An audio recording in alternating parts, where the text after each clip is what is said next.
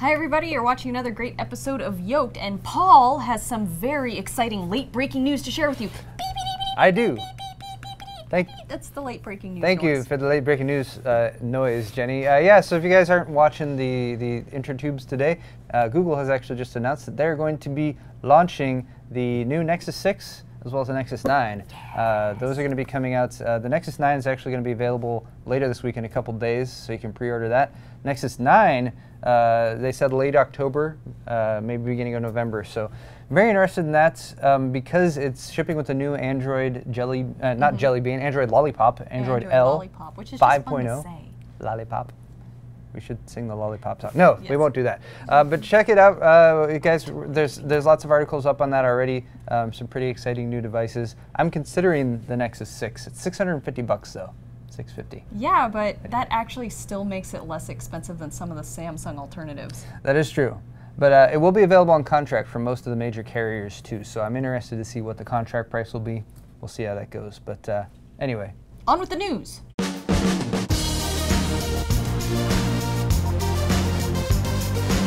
Get this, there are slums in Brazil that are so bad even Google can't get in there to map them. Yeah, that's pretty bad. Drop the Google Street View down in Compton, California or Camden, New Jersey, and you can take a virtual tour from the safety of your monitor. But try to find your way around one of the many slums in Brazil and you'd be out of luck. It doesn't help that the makeshift housing structures have a short lifespan and city streets are often called 3 or 4 different things by locals. Many of the buildings are made with concrete, which is impenetrable to mapping satellites. Because of this, government postal workers aren't required to deliver mail to these sprawling slums.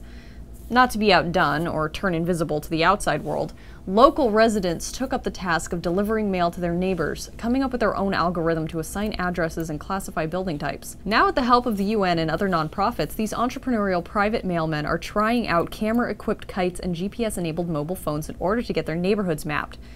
Though I'm sure the Brazilian Tourism Board isn't too happy about it. Virtual reality is so last year, guys. All the cool kids are doing augmented reality now. To cement this fact, it appears that Google is making a big push into augmented reality by reportedly investing $500 million into an AR startup. The company is called Magic Leap, but they are so postmodern that they don't even list themselves as augmented reality because they claim to make more realistic images than anything else on the market. At last, a product for those of us who constantly get tired of reality's lack of realism. For those not in the know, augmented reality is similar to virtual reality in that things appear that aren't actually there. But augmented reality is a lot more seamless. You don't necessarily need to wear a headset, and what you see is overlaid on top of your own real-life surroundings. So you cup your hands while wearing AR glasses, and a baby elephant appears, looking so real you'd think they'd finally mastered the science of miniaturizing animals. Also, the AR device that Magic Leap is developing uses digital light field technology, which helps the eye focus on close-up objects. What that translates to is less motion sickness, something that can still be a problem while wearing the Oculus Rift headset. Google Glass might not have caught on with the general public, but things might have gone differently if Glass allowed you to play with virtual baby elephants.